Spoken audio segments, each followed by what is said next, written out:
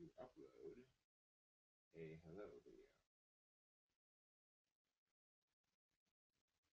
So, nothing. Nothing at all. Even though that's not pulling in anything. So let's just see if I can get that to work. Maybe I need another thing possible.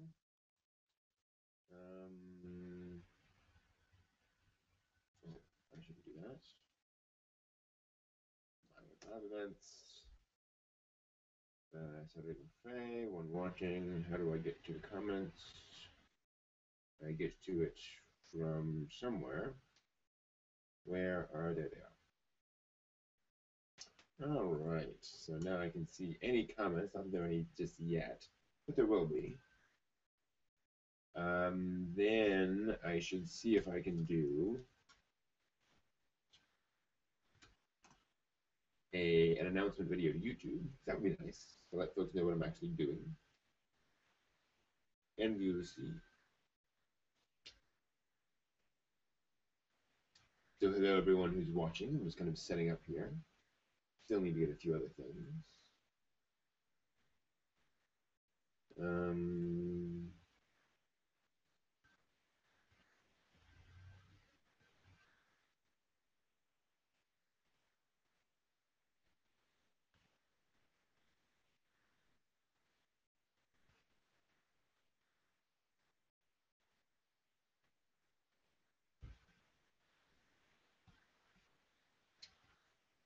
Yeah, I like the Jinro video. That's good.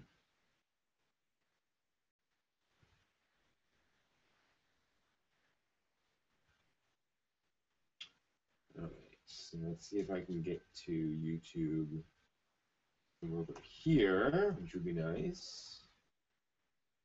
Hey, Dark Devil. Good to see ya. I'm doing okay. Kind of tired, but that happens. I actually want different password, different account.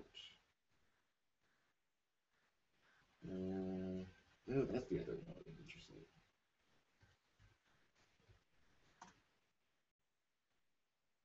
Probably where the stop motion is. Okay, so there's the redirecting. And now we'll see if I can upload a record video. Because if not, I will probably be just doing this thing as it is. It's thinking. It's thinking. It's trying to figure stuff out. While it's doing that, let me grab my other laptop.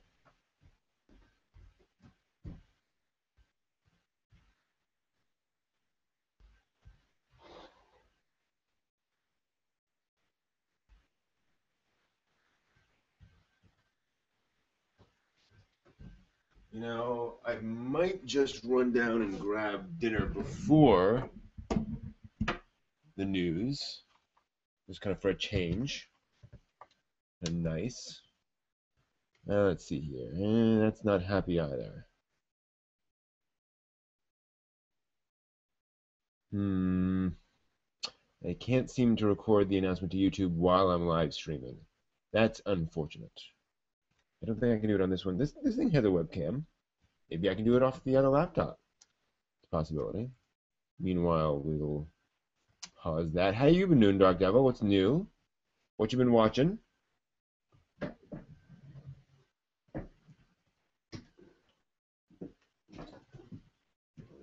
Pull out the cable. That laptop.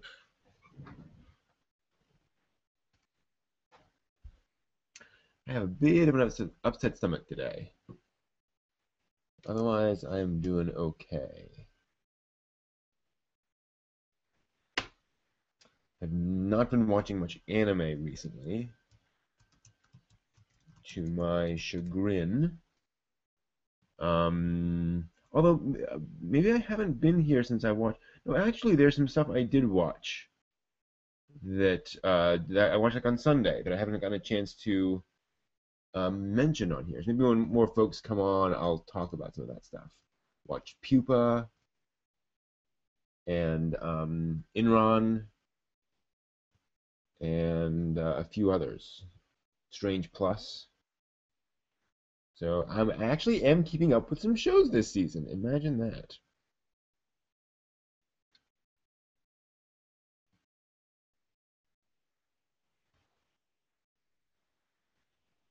Bayonetta, Bloody of Fate. Nice. Mineral oil. No, that's not a bad idea. Get something in my stomach. I think also I just need some dinner.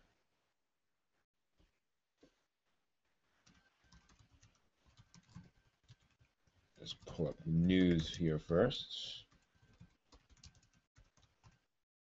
So I make sure I've got everything I need.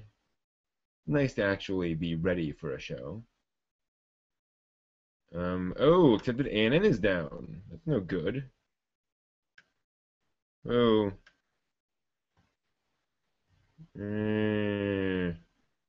We'll see what happens. That's a problem. This has happened to me before.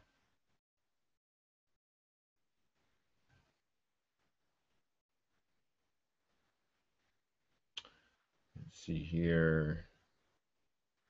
Let's see if I can get to it from here. If not, we may just not have the news this week. Which happens, you know, skipping the news. Yeah, no, ANN is completely down. Wow, that stinks. Let me try some of the other sites I've been to before. Viz.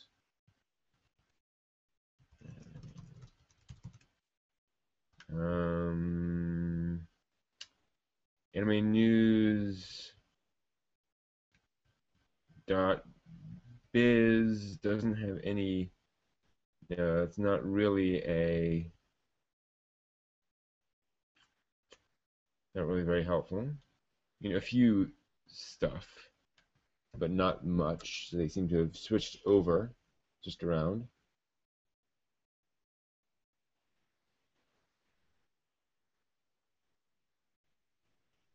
Full Metal Panic, nice. I need to finish Full Metal Panic. You know, Anime News Service is stopped updating in 07, so that's no longer an option.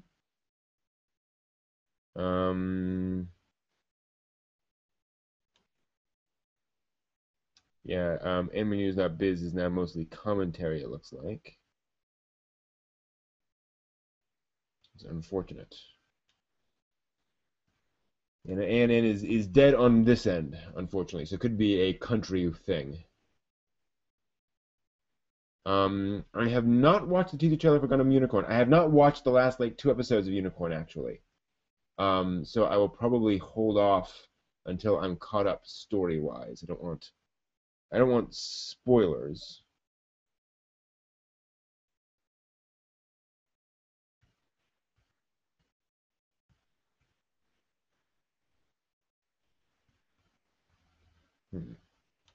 So maybe this will be an unusual night. Maybe we're just gonna sort of hang out.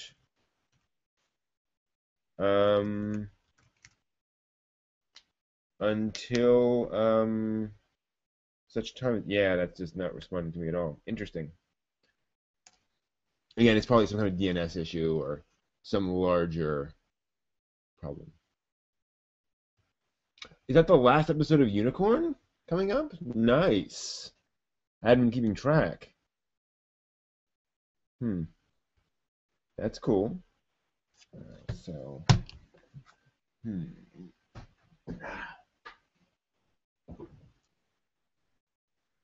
be curious to see how Unicorn is.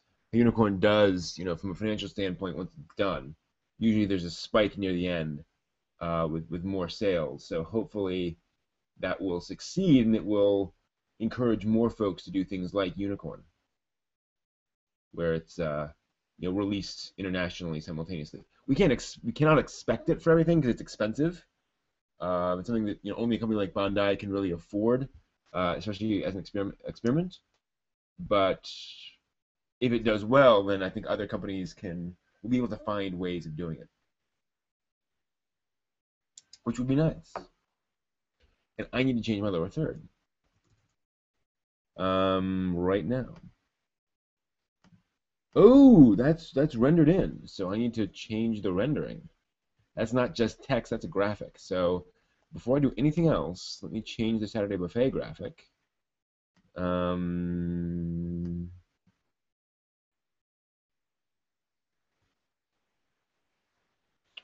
Buffet lower third, but where is that? Apparently, maybe that's it. Important to get that worked out.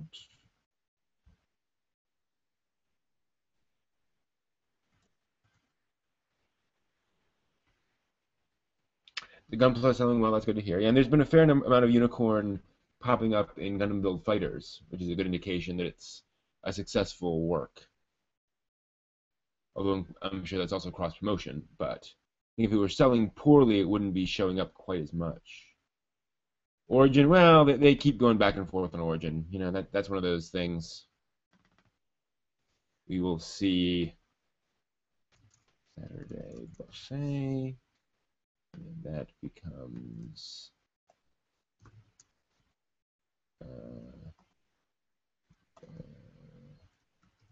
Drew.com. I should probably just link straight to my channel.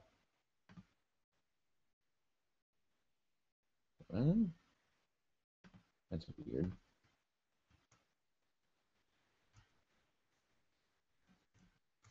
User, let's try there. Yeah, that does it.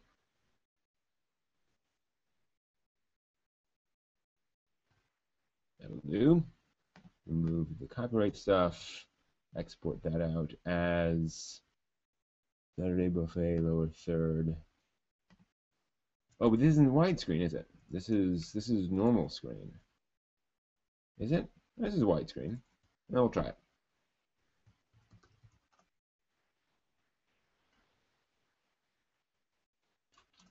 Export that. Then let's pull it in. Rather important. I think I'm on the right. Yeah. That work? Yeah, that's much better. And let me just save that back.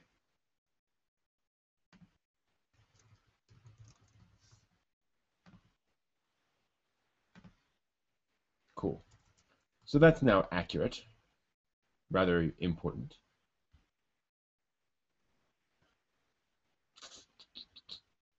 Yeah, Gundam's one of those, I don't want to say unusual, but one of those significant shows where the model kit sales and the toy sales are really important to the company because it's owned by a toy company. You know, most anime studios are not owned by toy companies.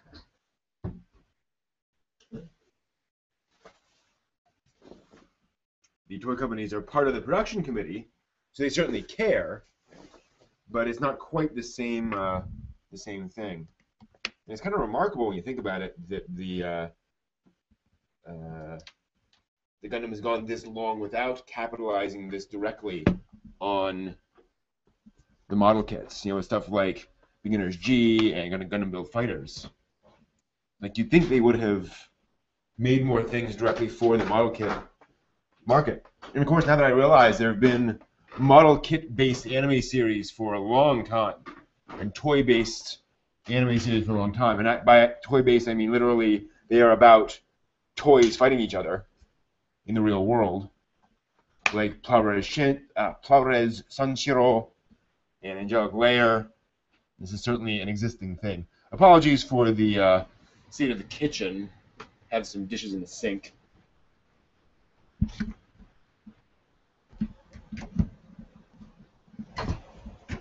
Nothing too crazy. No.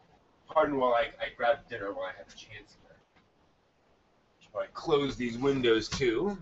Such a beautiful day today.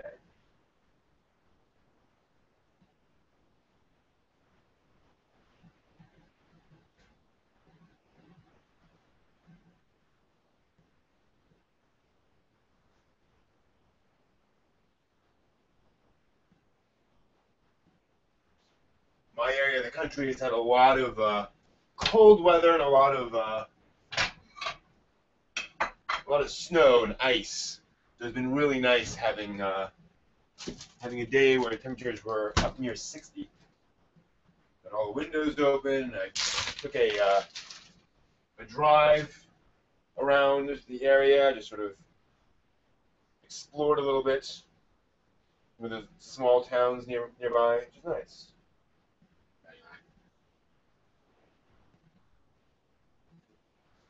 So I have this homemade rolls. I'm going to actually, I'll defrost this first, then cut it. So stop that at, I think I'll do about 30 seconds, power level 6 of 10. See how that goes. Hey, anime guy, glad to see you.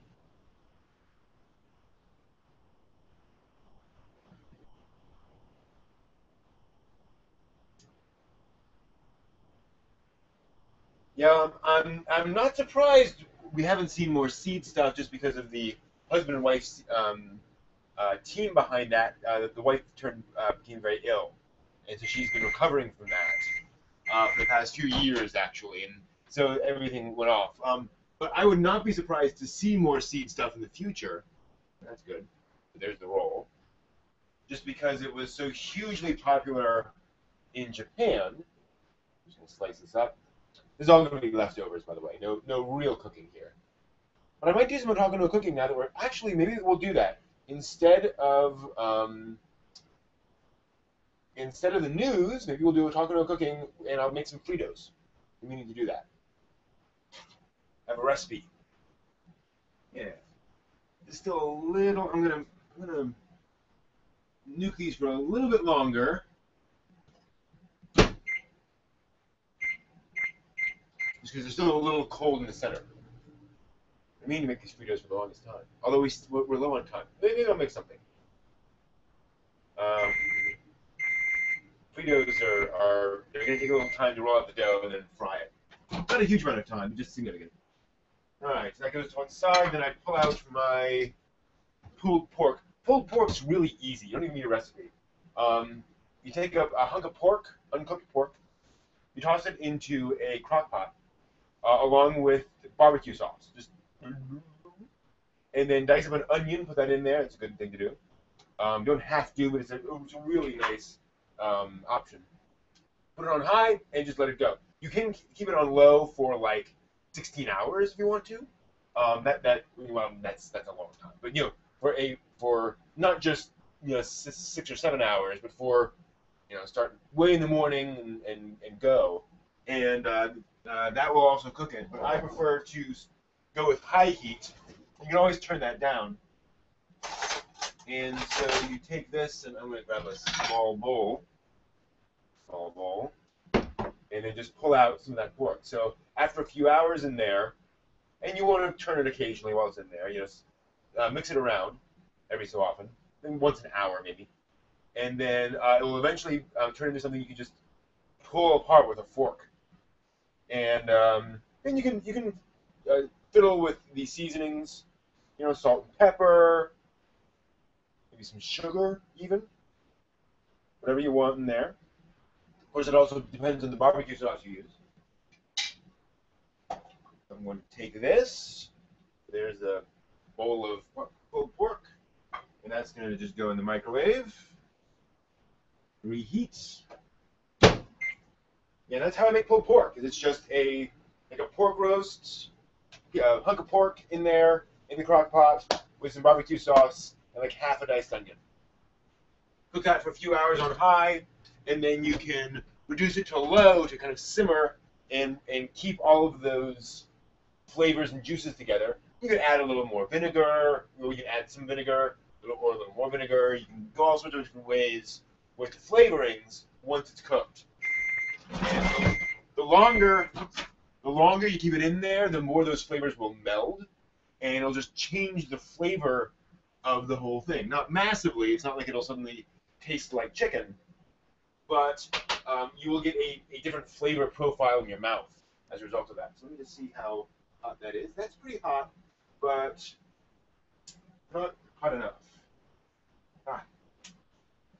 So yeah, there's what I need to do. I already. Oh no, that's fine.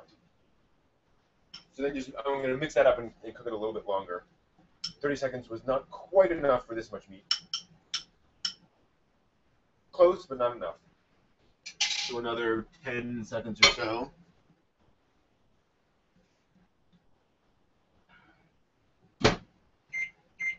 9. We'll go 9 seconds.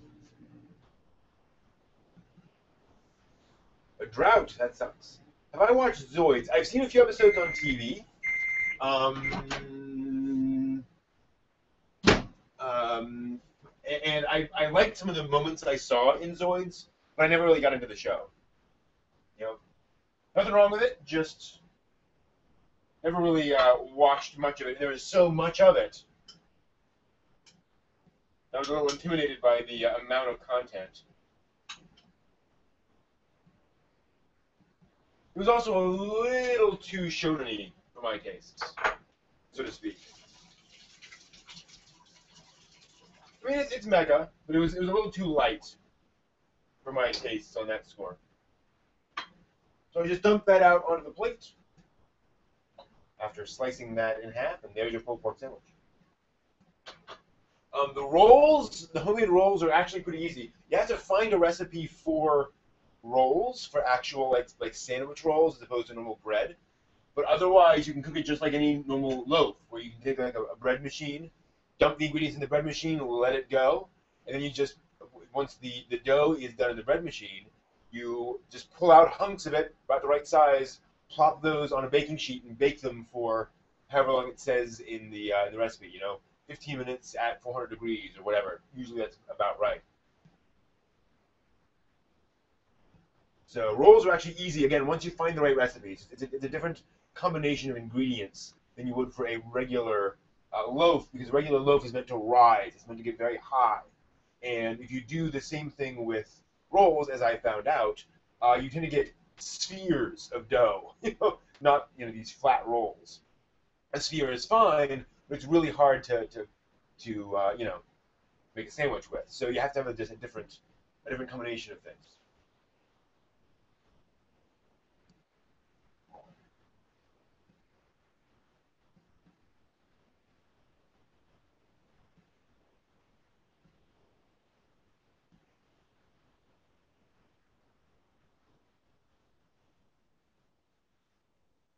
It's a very long Earl. I should probably change that.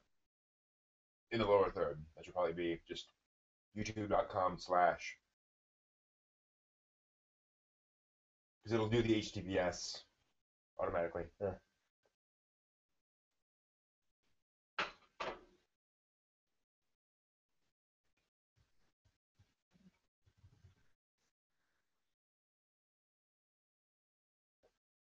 Mm. And then still down for me. So we're gonna make cupcakes. I've been meaning to do some cupcake stuff for a while. I actually bought two cupcakes at a local shop today while I was out. I was just wandering around exploring, and I found this little shop south of me. Walked in, bought some cupcakes, and I've been trying to get a really good cupcake recipe for a while, and I'm getting closer. I'm tweaking this recipe bit by bit to make it just right. The cupcake recipes I found so far, assuming you don't use a box, which nothing wrong with a box, but I want to go from scratch. They've made a decent cupcake, meaning that it's there, but there's not much flavor. It's just and it's not very moist. I want a nice moist cupcake, so that's where I'm going with this. Mm. Tender too.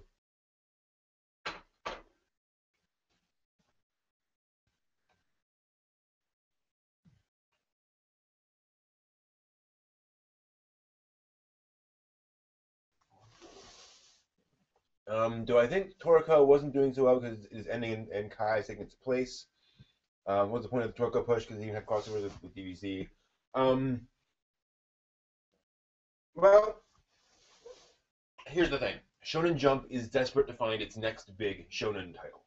And Toriko was just similar enough to, say, I would say it's kind of halfway between, say, DBZ and One Piece in feel. Um, in terms of like art style and the overall feel of the world and so forth. And they thought, hey, this might be the next big thing. So they gave it a big push and hoped that they could create another Bleach or Naruto. And it didn't work. Folks did not get excited about it. So Shonen Jump pushed it as much as they could, and then when they realized this is not going to go anywhere, they're retiring it basically.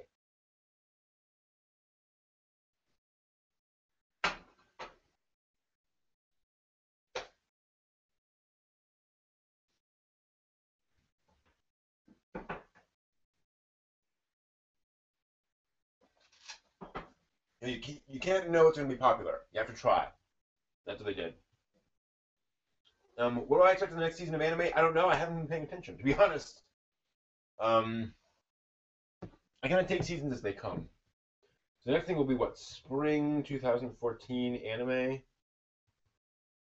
Um, let's go to any chart. Let's see what they're predicting.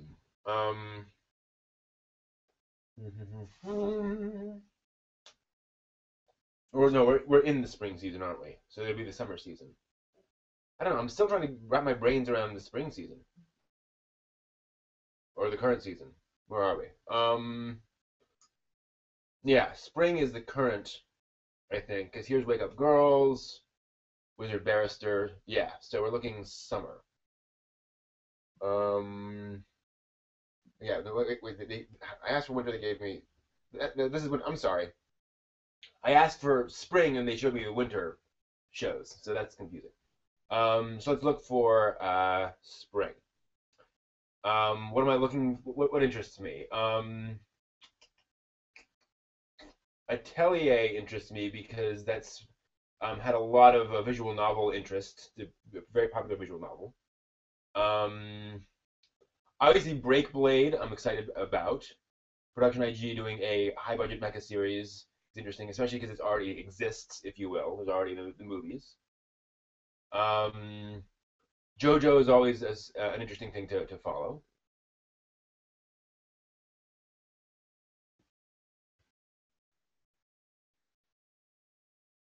See what else. More Love Live. No surprise there. The Mangaka series, Mangaka Santo, Assistant Santo, is interesting. Partly because again we don't have we don't see a lot of these um, more adult working life slice of life series. That'll be nice to see people working.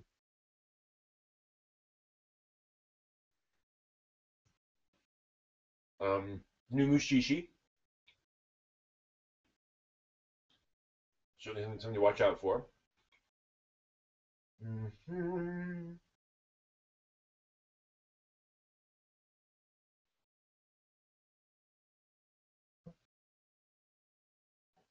I'm kind of weirded out by the Soul Eater Not series.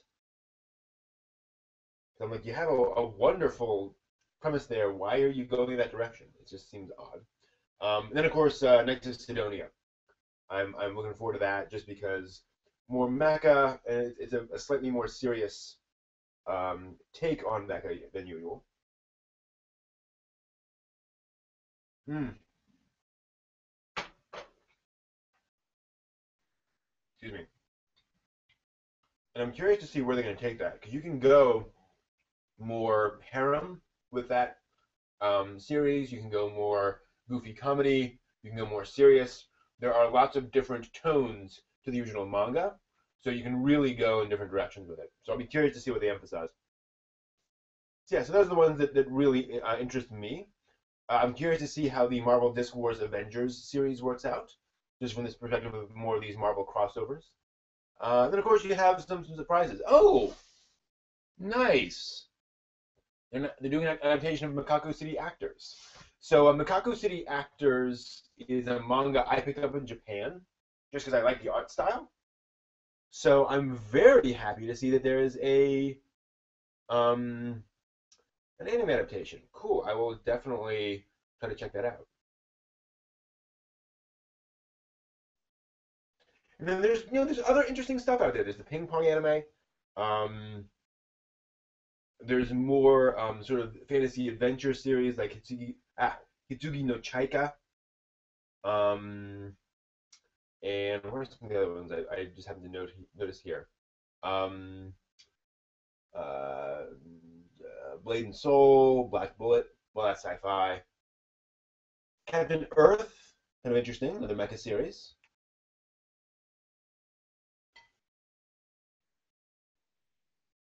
So lots of shows out there, lots of interesting stuff coming up.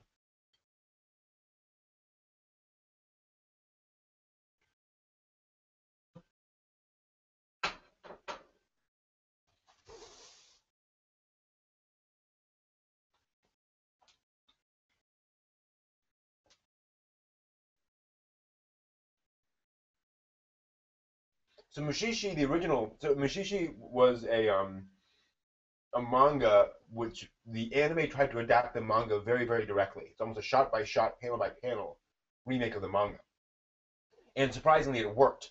That often is a really poor way of adapting something because it just doesn't translate to a different medium, in exactly the same way. And but Mushishi happened to have just um, the right chemistry for that. And so they're bringing back basically the same staff to adapt more of the stories. It's completely episodic. There's a bit of stuff about the main character's past that can get sort of revealed over the storyline, but in general, it's just guy enters areas and investigates problems with these mushi, and it's set in um, what would you call it? Basically Edo era Japan.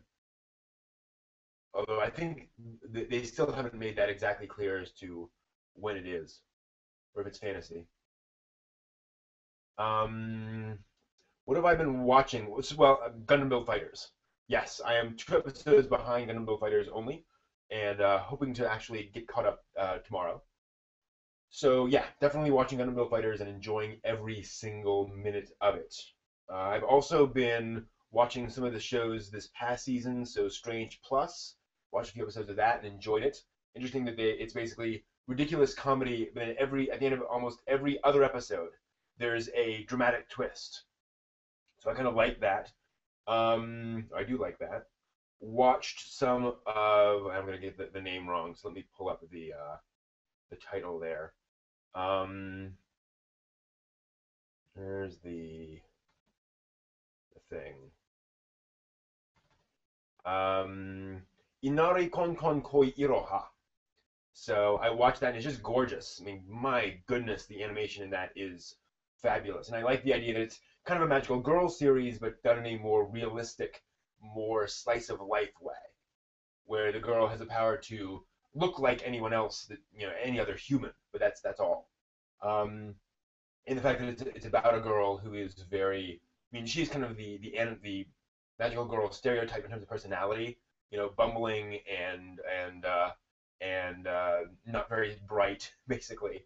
But then also that's represented more realistically, and she doesn't get to kick butt in magical girl form. She's just this kind of a loser of a girl, if you will, and we get to follow that and see what it's like and see the emotional struggle of that. I really like that. Pupa was interesting. I watched the first episode of Pupa. Um, I'm gonna try a few more episodes. I'm not a big fan of like the creepy, gory horror stuff.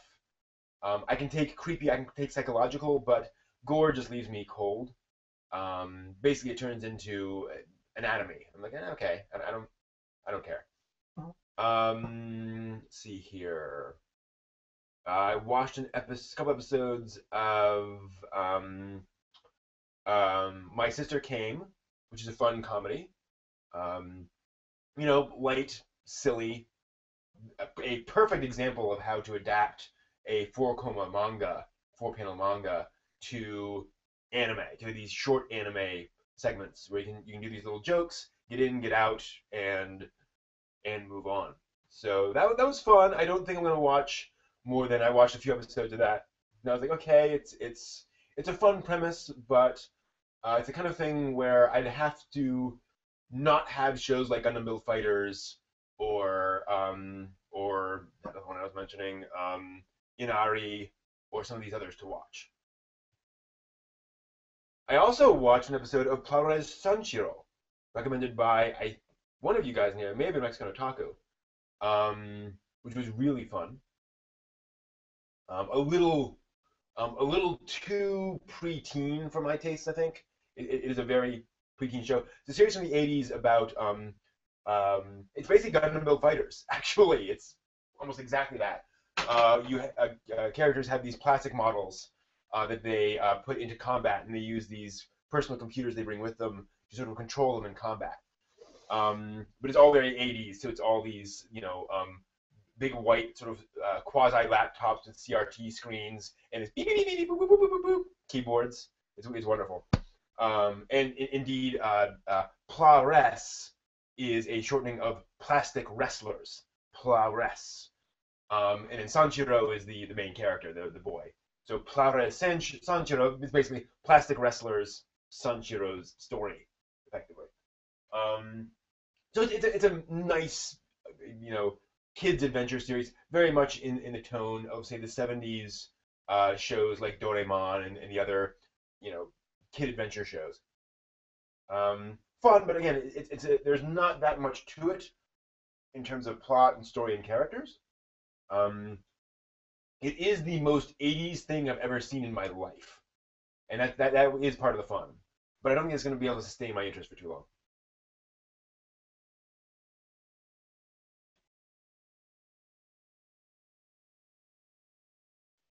Hey, Mexican Otaku, good to see you. Um, so yeah, Gundam Build Fighters definitely thumbs up there. But it's Gundam Build Fighters is built for people like Camille and I, where we're just massive Gundam fans, and so something that speaks that directly to us as otaku is just wonderful. Seeing a character from Turn A show up in a crowd scene is just I had to pause and rewatch that scene just for that moment. And it is a solid shonen series. I mean, it is. It's not just cameos; stuff's happening. I do feel like I need to look up his name. The writer. It does feel like the writer is approaching this very much like something that he like this is his chance to do a show aimed at kids, and so he's trying to bring in all of the moral lessons and all of those elements that you would want to be able to tell kids in your show. So he's definitely hitting all those high points in terms of kind of life lessons, which is nice. It's nice seeing a specific moral viewpoint in an anime series. Anime tends to be somewhat vague about that a lot of the time, and this is a little more direct, which is nice. Yeah, a lot of folks like Setekai Yakuin Domo. Nothing wrong with that. So for those who just joined, the Anime News Network is down. It's been down all day, and the other news services I normally go to are not showing the appropriate news I was hoping for. So I'm probably not going to do the news. Instead, I'm going to finish my sandwich. I'm going to make some cupcakes. We'll do the Classic Club as planned at 8 p.m. So about 45 minutes from now. So, um,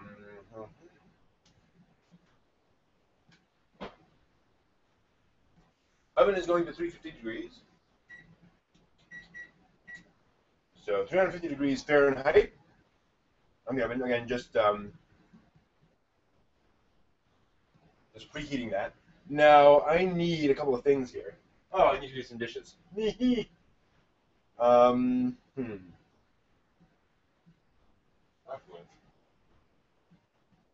No, I don't.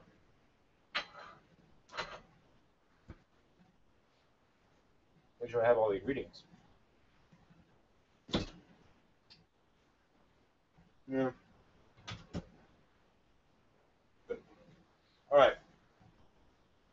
So I'm going to change this recipe as I go because what I had before was pretty good flavor-wise, but not very fluffy. It just needs to be a little more moist. So, more baking powder. So instead of a teaspoon of baking powder and a quarter teaspoon of baking soda, I might just go with like 2 teaspoons of baking powder, because baking powder contains baking soda, as I recall. Yeah. So your baking soda is sodium bicarbonate. I don't know if you can read that or not. Baking powder, first ingredient, second ingredient is sodium bicarbonate. So, this has other stuff in it that helps things rise. So I think I'm just going to skip the baking soda and just use more baking powder, and that should help it to rise more. And then we will go with maybe some extra butter. I could use more butter in this. That would certainly make it a little moister. So I'll finish up this sandwich.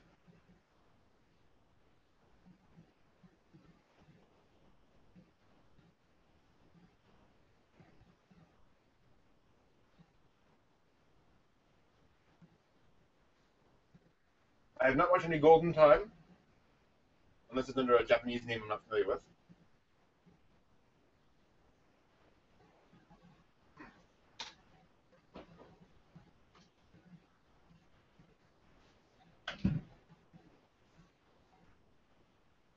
Hey Sebastian, you are late, but that's okay because there's no news. Normally would have started about 15 minutes ago, but the news site's down. So we're going to skip the news and do some talking no cooking. So I'm going to make some cupcakes, starting with a bowl. And let me clear off some of these. Again, I got a bunch of dishes both in the sink from earlier today and also just around that have been washed. So just going to clear some of these things away so I have a work surface. Normally, I would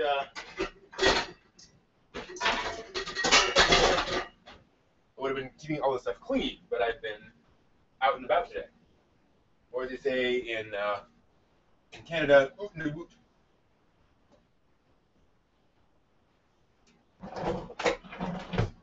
So let me just open this.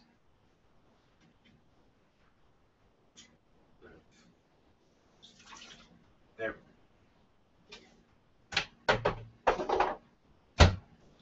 Just gonna clear off this space here so you can see what I'm doing.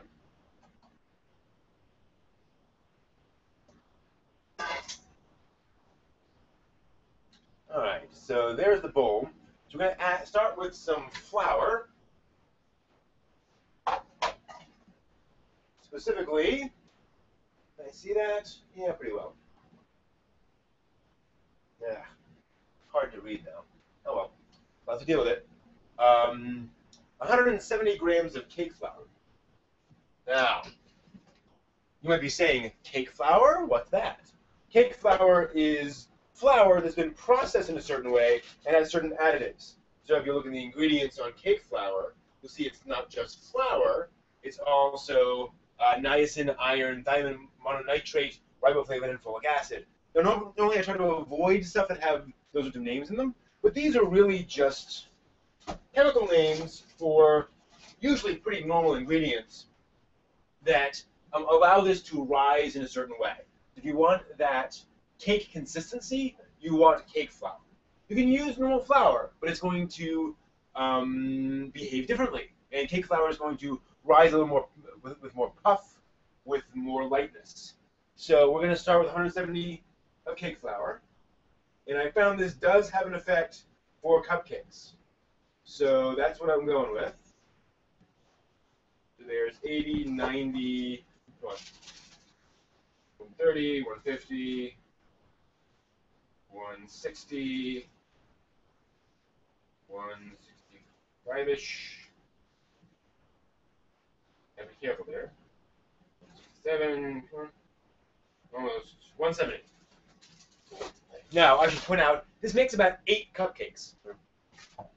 8 cupcakes. Why that? Because I'm always annoyed by how often That just means the oven is at temperature, almost. I'm always annoyed because when I look for recipes for cupcakes, it always says mix 24, or mix 32, or mix 18. I am never in a situation where I need 32 cupcakes.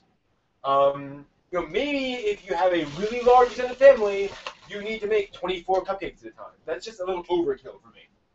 So I deliberately cut this down to a manageable number. 8 cupcakes is good for me, some friends, take it to work, that kind of thing. And you can always double that and make 16. But 100,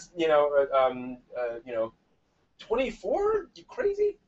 All right, so now I'm going to add the baking powder. I think I'm a little low on this particular. Oh no, it should be fine. So as I mentioned before, it was 1 teaspoon baking powder plus 1/4 teaspoon baking soda. So I'm going to up that to 1.5 teaspoons of baking powder, and just see what that does for us. There's 1 teaspoon, and then there's 1/2 teaspoon of baking powder. Then we're going to add 1/4 teaspoon of salt. That's just enough to give it some extra flavor, some extra intensity. Yeah, a lot of beer. Where's my 1/4 teaspoon? There it is. So salt, this will not make it taste salty, as I probably mentioned in the past. This just enhances all the flavors, just pushes everything up a bit.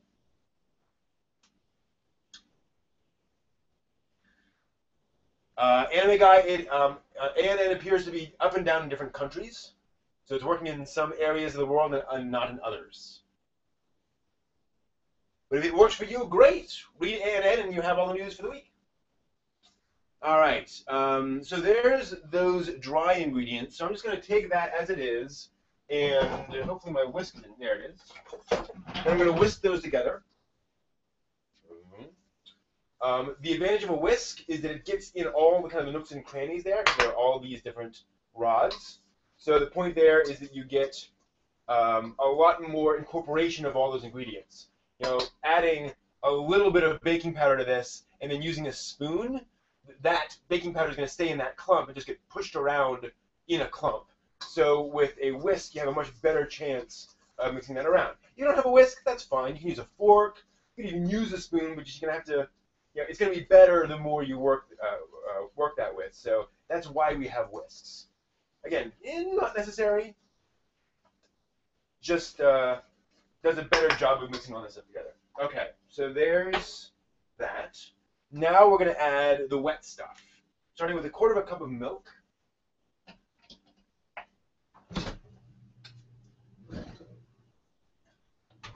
So that's our basic ingredient. That's our basic liquid. That's fine, good. I always check my milk when I first open it, just in case. Milk can go bad on you. Even if it's been sealed, it's worth checking. So 1/4 cup of milk, and then 1/4 cup of vegetable oil. Now, lots of different oils out there, obviously. Vegetable oil has a nice neutral flavor, so it's good for these sorts of recipes. So we add 1/4 cup of vegetable oil. There we go. And to that, we're going to add 1/2 teaspoon of vanilla. So to answer the previous question, these are going to be vanilla cupcakes. Not because I love vanilla. I like vanilla. Vanilla is great. But more because I'm trying to get that straight standard, what is a cupcake flavor? I'm not trying to go too crazy with this, because I want to taste it and say, okay, what does a straight vanilla cupcake taste like? And vanilla is a great flavor. So I need my vanilla, and I need 1/2 teaspoon of it, which is a fair amount of vanilla for these many cupcakes. Now I'm reusing the same teaspoon I used for the baking powder. That's okay. I mean, there can be a little bit of a previous ingredient in there. There's a little bit of, if you can tell, there's a little bit of baking powder on that. That's fine. It's all going to go in there anyway. Now, I wouldn't want to use this that now has some vanilla in it and scoop out some flour, because then some of that vanilla is going to get in there. But because it was a dry ingredient, I put some vanilla in there and poured it in. That's totally okay.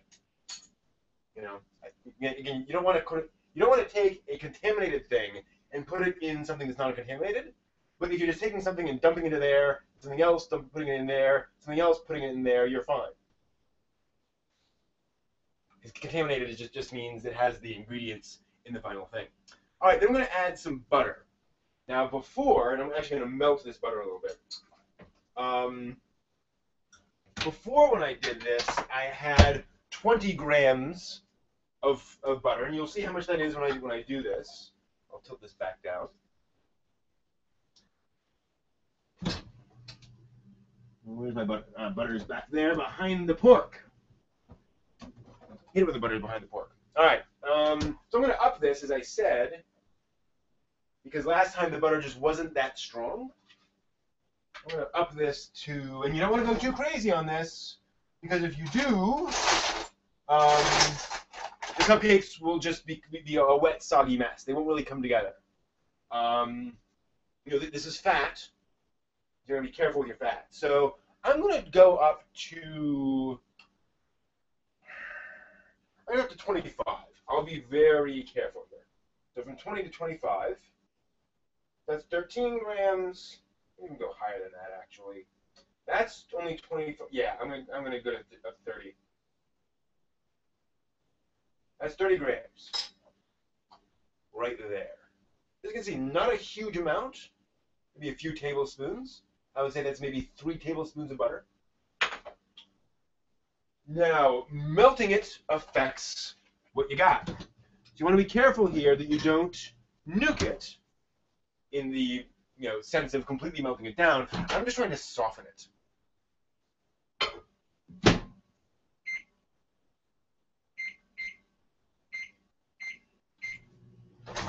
I'm doing that for 15 seconds at 40% power. So very, very mild.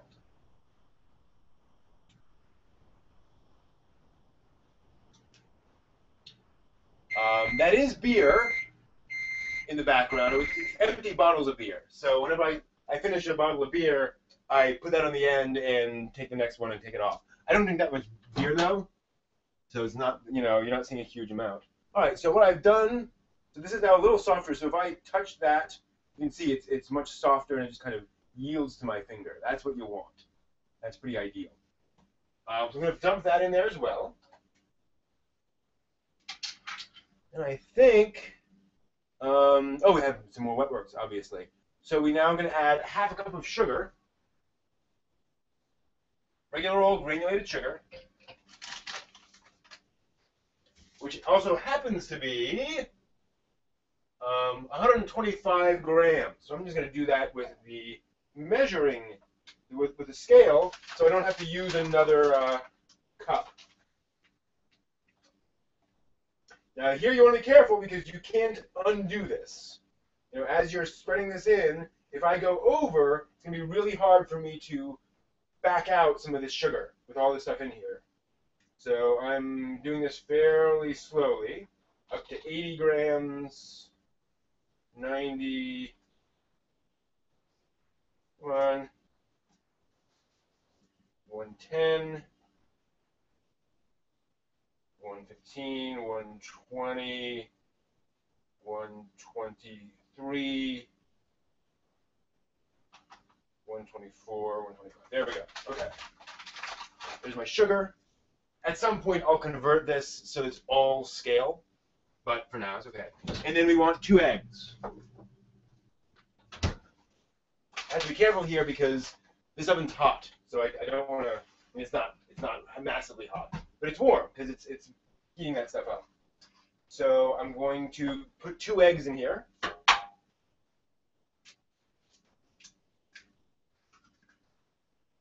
There's one. And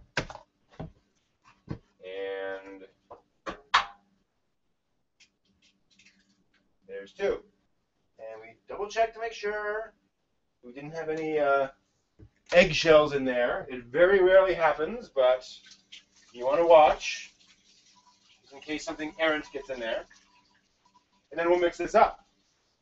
Now, normally I would have my standing mixer and use that. But the standing mixer bowl is right here in the sink, so I'm going to do this by hand. You know, not something I love doing, but I can do some mixing by hand if I need to. Perfectly fine. Now, I'm going to actually use a fork because those fork tines are going to get in there and they're going to break up the egg yolks and they're going to otherwise help to incorporate this stuff, much like what we were doing earlier. Let me tilt this down with the whisk. So same kind of idea there. Ooh, and I got some flour bouncing out there. Go. So I'm just going to mix this up using the fork. Of course, eventually the fork is going to get all goopy, but that's not too bad. And I'll probably switch to a spoon here in a bit once that becomes kind of untenable. You can see this is coming together pretty well.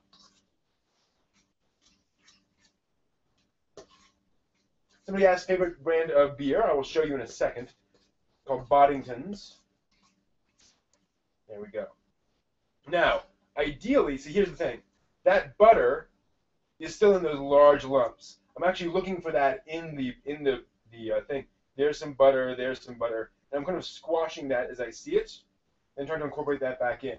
You do not want to overbeat this. You want until it just comes together, just like this.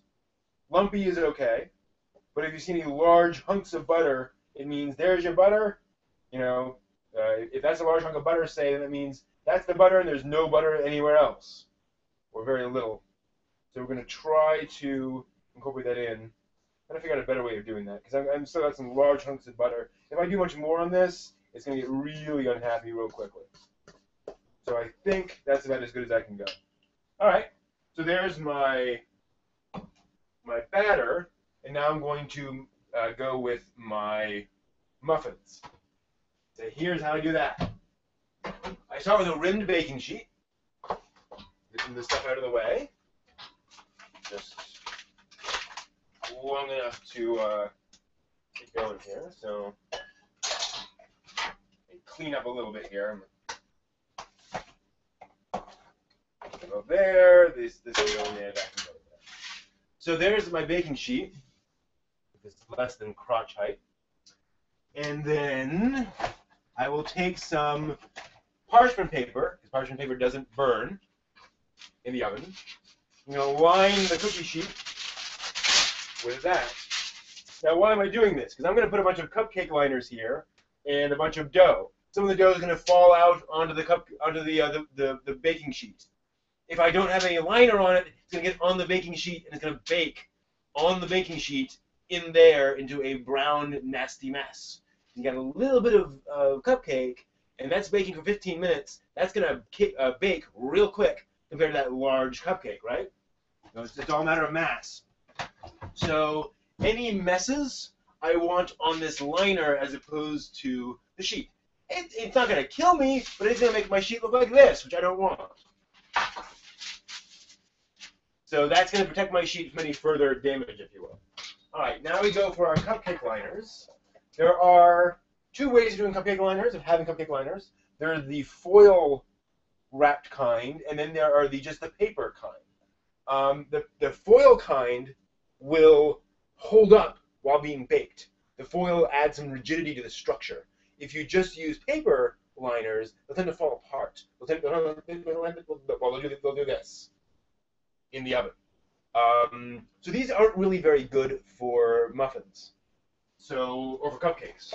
Cupcakes or muffins. So I'm going to use the foil-lined ones, and you'll see the foil-lined ones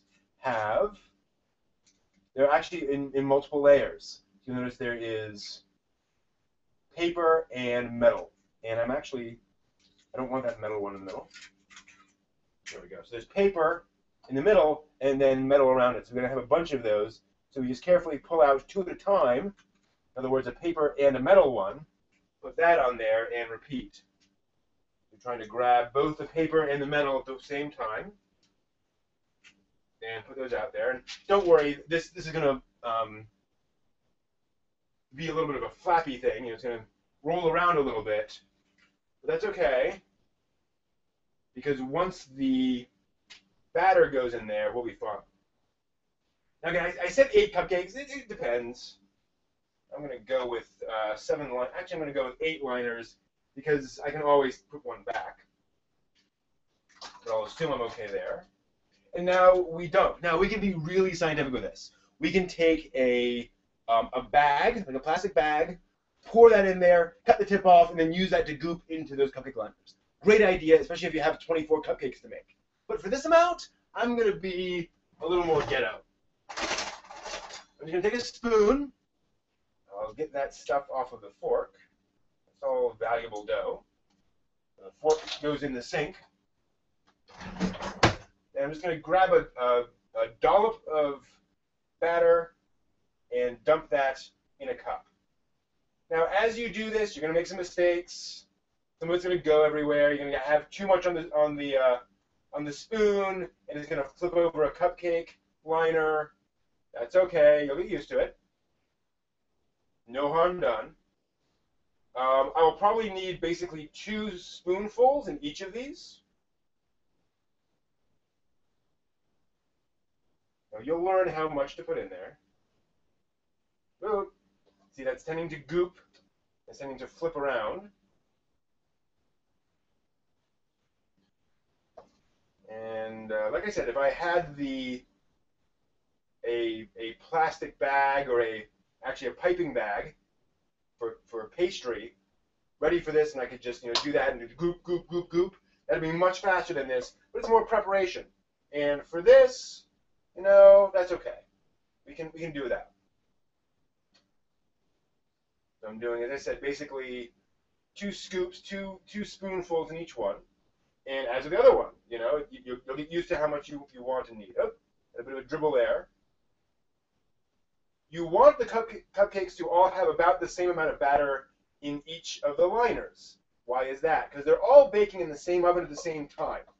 And if one of them is much bigger than the others, it's not going to be done nearly as quickly as the others. It's all about mass and that heat getting into the mass. So you really want to be, as best you can, even. Otherwise, it'll be a lot harder to get these out at the right time. You'll have to take some of them out, and then have those cool, and then come back to it later. Again, it's not the end of the world. It's just a lot more problem. So there we go. So that's 8. That's good. So I'm looking to see if I kind of underdid or overdid any of them. I'm just going to top off a couple of these. They could use a little bit more. I'm kind of gilding the lily at this point. Not that big of a deal, and it's not that noticeable. But if I have the batter, I might as well use it. A bit more there, and then maybe a bit more right there. All right. So now we take those and we move them out a little bit. Now that they have some weight to them, they'll actually, they'll kind of push that paper down a little bit. So here we are. Here are our 8 cupcakes. And they're going to go right into the oven.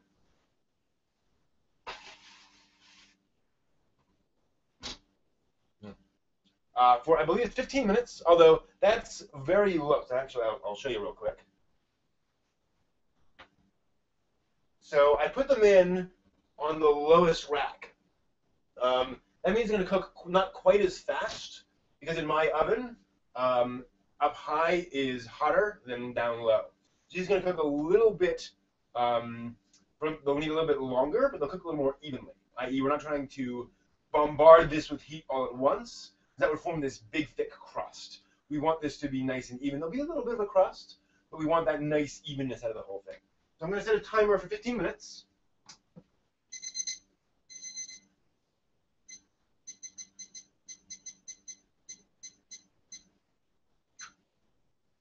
And when this beeps, we'll come back and check. It'll probably need a little bit longer than 15, but that's a good starting point.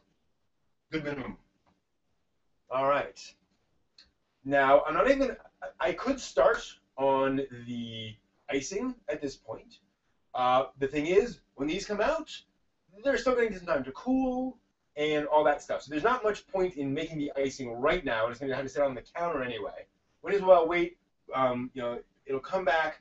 We can take these out of the oven, let them cool for a little bit, then make the icing while those are cooling, In fact, we'll probably need a few minutes. We'll probably let them cool for a few minutes, maybe 10 minutes or even longer, and then start making the icing. By the time we're done with the icing, then they've been cooling for a while. Because making icing is pretty quick.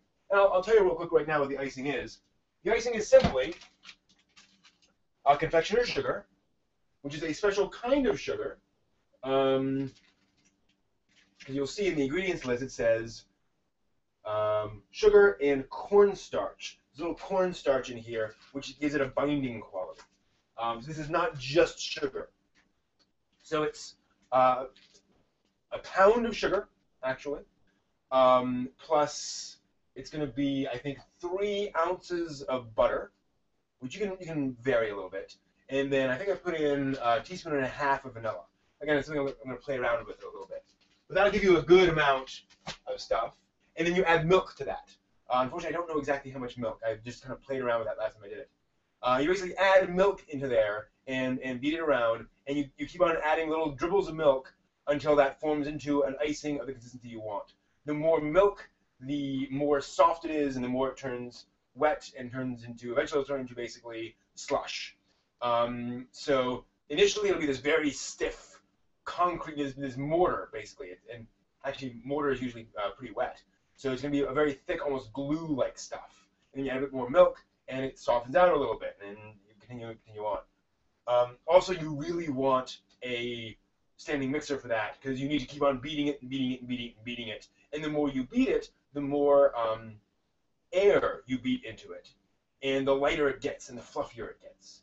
So you can just mix all that together and get a nice frosting, but it'll be pretty dense. If you keep on beating it in the mixer for a long time, it gets fluffier and fluffier and fluffier with the more air that's being whipped into it. It's like whipped cream, and it gets lighter and lighter and fluffier and fluffier. So that's the thing. It's one of the reasons why those store-bought cupcakes, and we're talking like from a cupcake store, tend to be this. They tend to have a lot of frosting on there, a lot of icing. Frosting and icing are slightly different things, but that's another show. They tend to be big, but when you bite on them, they kind of compress down. They kind of dissolve because there's all that air whipped into them, which changes the texture and the consistency. It's not a bad thing. Like with whipped cream, it changes the flavor and makes it lighter and airier.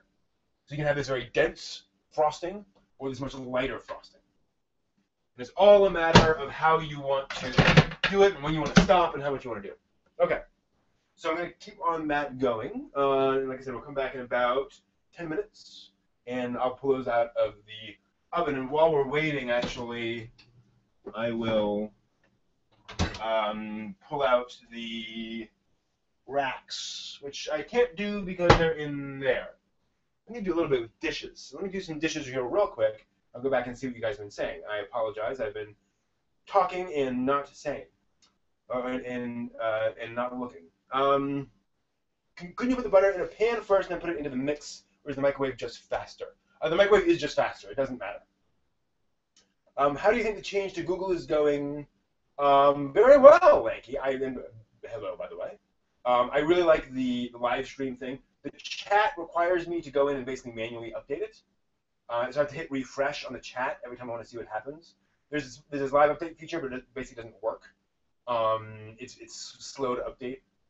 So that's the only problem I'm having so far. Otherwise, the technology is really rock solid. So I like that.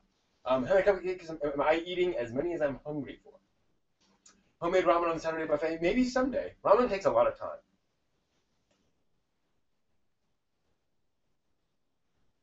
Difference between a cupcake and a muffin. Very good question.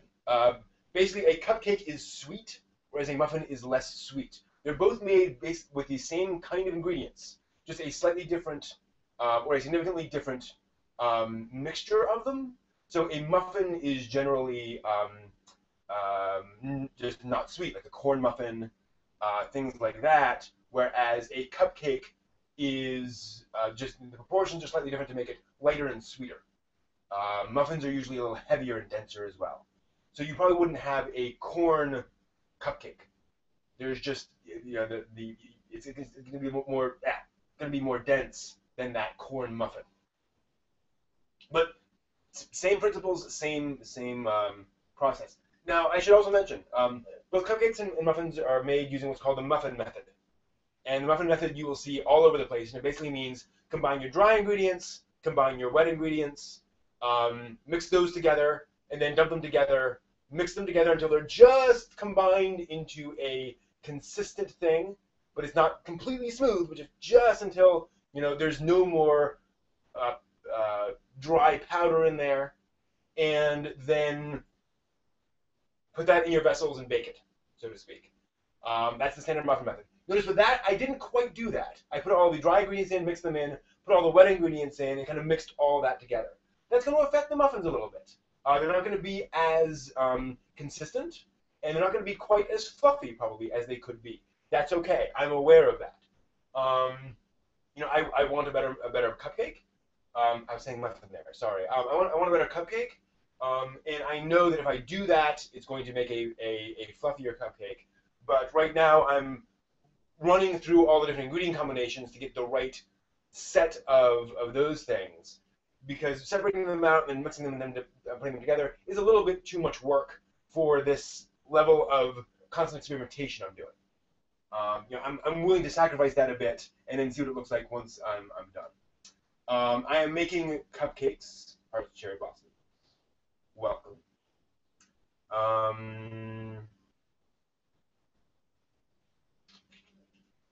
Yeah, and cupcakes typically have frosting, and muffins usually do not. Muffins will often have like a crumb topping. You can put like a streusel on there, or otherwise some kind of other topping, but no icing. Cupcakes are normally icing. Well, another way of looking at it, a muffin is a side dish. A cupcake is a dessert. So you don't want your muffin to be as sweet or as dessert-like as a cupcake. But with a cupcake, you can go crazy. The other advantage of cupcakes and why you're seeing so many cupcake like stores and so forth is that, and cupcake shops, is that you can make a lot of different kinds of cupcakes very easily. They're easily subdividable.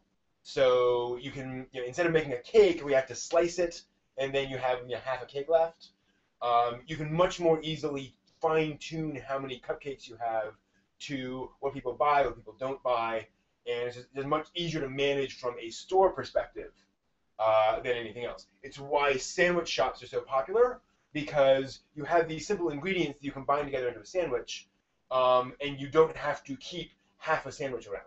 You know, you just have to keep a certain amount of roast beef and a certain amount of other things, and it's a matter of managing how much you get of those most of the time. So that's why you see a lot of that stuff. So let me go ahead and just clean up a few of my dishes here, and I will see if I can't get any other questions. I should start a local bakery. Thank you. I wouldn't mind. Or start a local bakery. Yeah, I thought of that, but I like cooking and baking. I don't like cooking and baking 14 hours a day, and that's the problem. Is when you start an actual restaurant and you're doing this all the time, it becomes less fun. Yeah, unless that's your passion. But I'm pretty sure I would not enjoy doing this all day, every day. Maybe. I would just need a little bit more reassurance, I guess. A little bit more...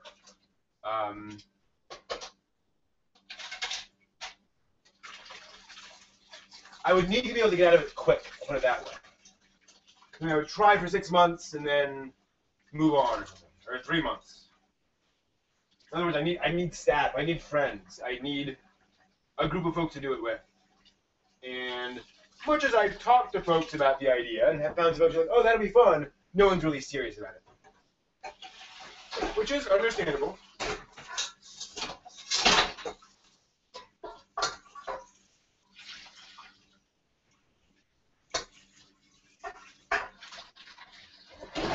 The cupcake shop I was at today, I actually really liked because it was basically a cafe. So they had, you know, a barista, and you could get hot tea and such. It was also a really nice place to sit down and just relax. And I like that idea. I think if I were to do a bakery, I would do something more like a cafe, although I don't like coffee.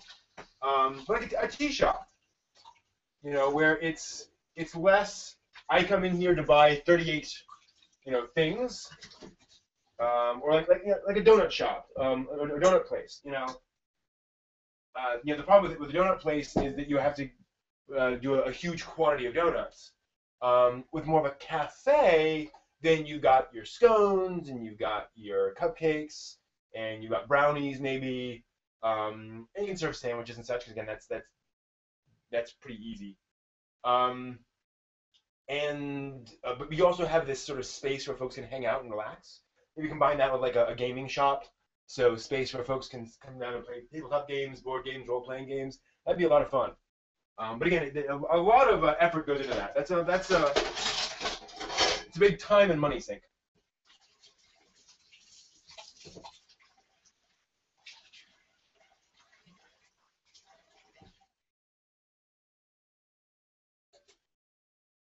Although I think if I were to do, I mean, the problem that gaming has right now, tabletop gaming, in terms of retail, is it's just really hard to stay open and make your money off of a lot of these games.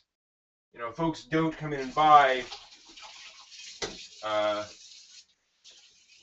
lots of D&D supplements every month or every week. Now, they'll buy stuff occasionally, but it's hard to beat Amazon price-wise. So, but if you had like a cafe where it was more of a shared gaming space, that could have legs. All right, let me do a few more. Yeah, it's basically only, well, take care of some of these things. Actually, I should load the dishwasher. Maybe I'll do that.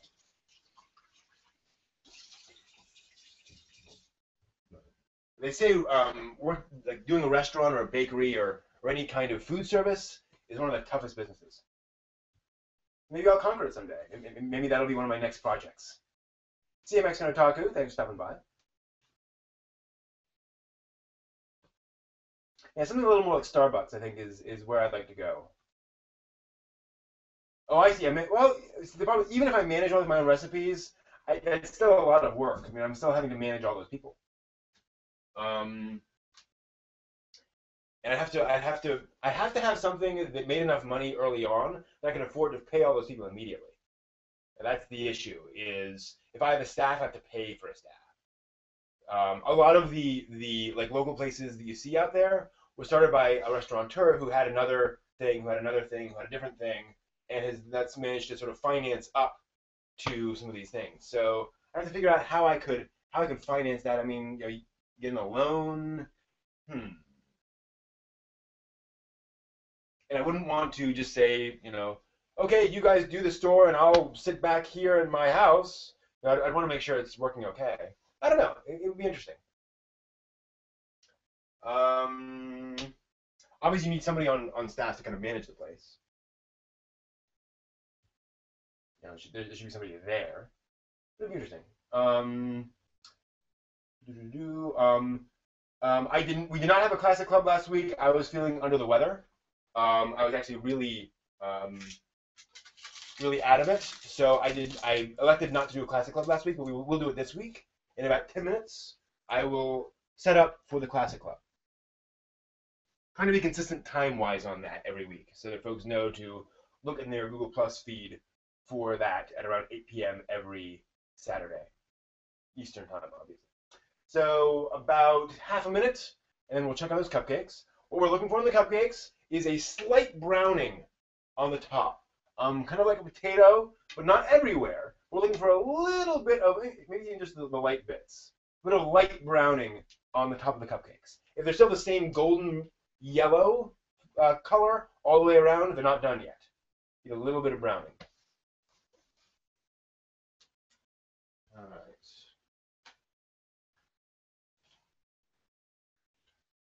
Oh, and I need to dry off these racks, because that's where the cupcakes are going to go when they come out. That's kind of important. That's why I have them. All right, I'm going to put those over here. I'm never going to make these Fritos. I have a recipe for homemade Fritos. We have to roll out the dough into like 4 different rolled pieces, and then cut them and fry them in hot oil. And it's not that that's hard to do or even really time-consuming, but I know it's going to take me about an hour, maybe even a little longer, to make those. You know, to roll them out and then to fry them in batches. Because of course you're not frying all of them all at once. So I just haven't been able to. Every time I go to make Fritos, I realize, oh, I have something, you know, I have to do in an hour or in 45 minutes. So that's kind of annoying. I made them once before And I actually kind of nuked them. I cooked them for far too long. So let's look at this down here. Ooh, sorry. A little unstable. Yeah, see, those are not cooked yet. They're the same exact color. There's no browning yet. So we're going to wait on those for a few more minutes. Again, that's because of where they are in the oven. If they were up higher, they would have baked faster in my oven. So I'm going to add 4 minutes onto that and come back to it at that point. So pushing right up to the Classic Club. Thank you, Lanky. Yeah, shift work. Sucks. I have heard of Cake Boss. I have not seen it. There's very little on live action television I have actually seen.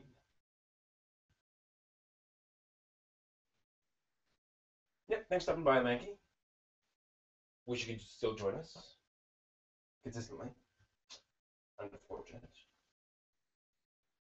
One thing I want to try to do in season 3 of ONV is open it up to slightly different time slots. So do some stuff not just on Saturday.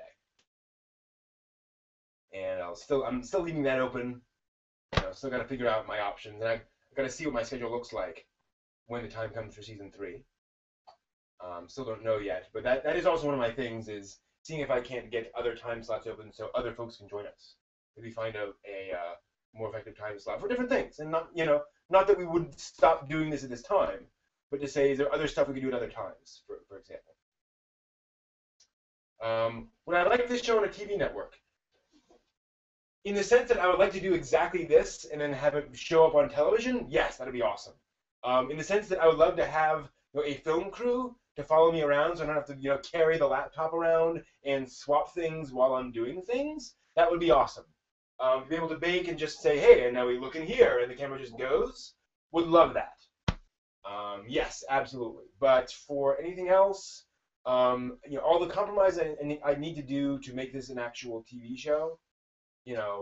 This is not marketable to the average person. So I know they would want something very different than what I actually do. So, yeah. But what I'll put it this way: I would not categorically turn down the opportunity to do like a TV show. I don't feel like TV is beneath me or anything. Not that chance is very high. I don't think I'll be on TV anytime soon. But who knows?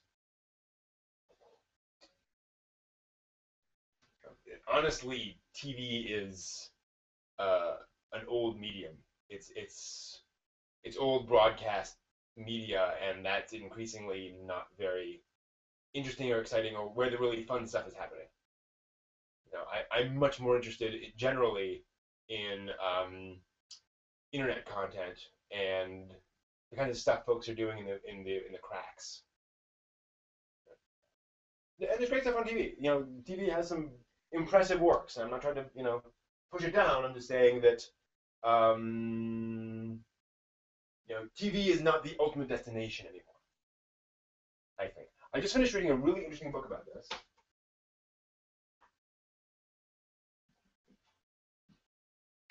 It's called The Third Wave by Alvin Toffler, and I highly recommend this. Again, it's a pretty thick book, although a lot of it is appendices and bibliography and so forth. So it's not quite that long. But this was written back in 1980, I believe. But it is an amazingly prescient, accurate, view of life basically today and what that means and the future. He basically divides history up into 3 main waves. Agricultural, industrial, and then the modern world, which is basically technological, for lack of a better word. And he says that it's completely changing and requires a complete change in all the old industrial ways of doing things. And we're seeing that now, and it's going to continue happening. All right, so popping that open, that's starting to brown. This would probably come out now. So yeah, so I'm going to pull those out.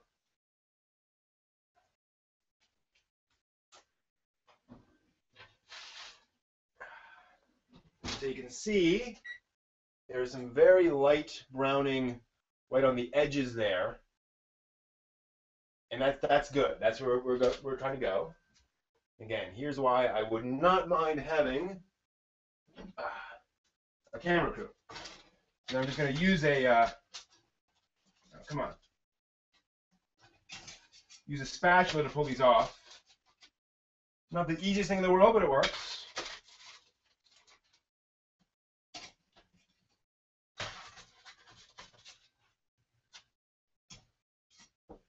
These are very hot. You got to be careful. Yeah.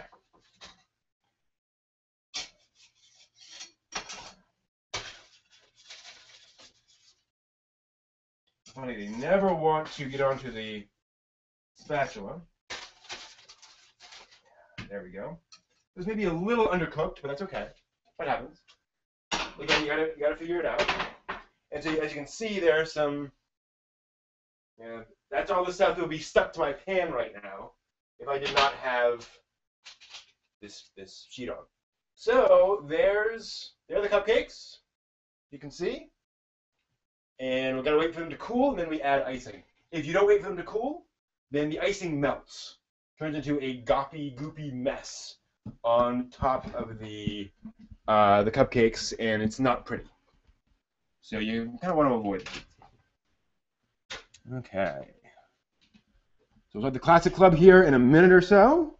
Just going to go upstairs and get re-established, and then we will stop the stream and start up the Classic Club. So keep an eye on your Google Plus streams for the Classic Club Hangout for our war game. I'll probably run into take a bio break before I do that. So it may be like 30 seconds or a minute. There may be a slight delay between those two.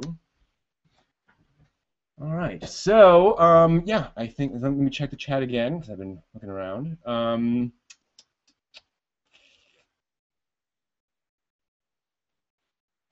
Well, people love reality TV, but they love reality TV with crazy drama. They love reality TV where I'm, falling down stairs and screaming at people. And that just doesn't appeal to me.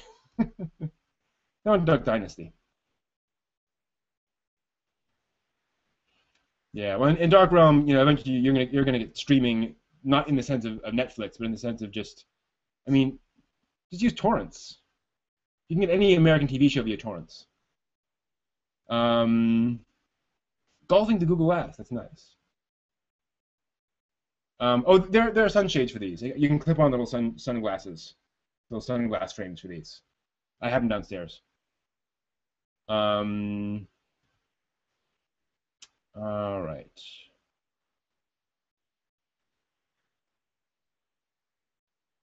Yeah, that's the problem, Anime Guy, is that this is fine for more of the American folks, but the folks in the European time zones, it's crazy. So, trying to be more sensitive to that. I got to find a schedule that works for different people as best I can. All right, so I am going to stop the live stream and start up the Classic Club Hangout again in like a minute from me to switch everything around. So, thank you all, and hopefully I will see you on the flip side. Check your Google Plus streams for the Classic Club Hangout starting in a few minutes. See ya.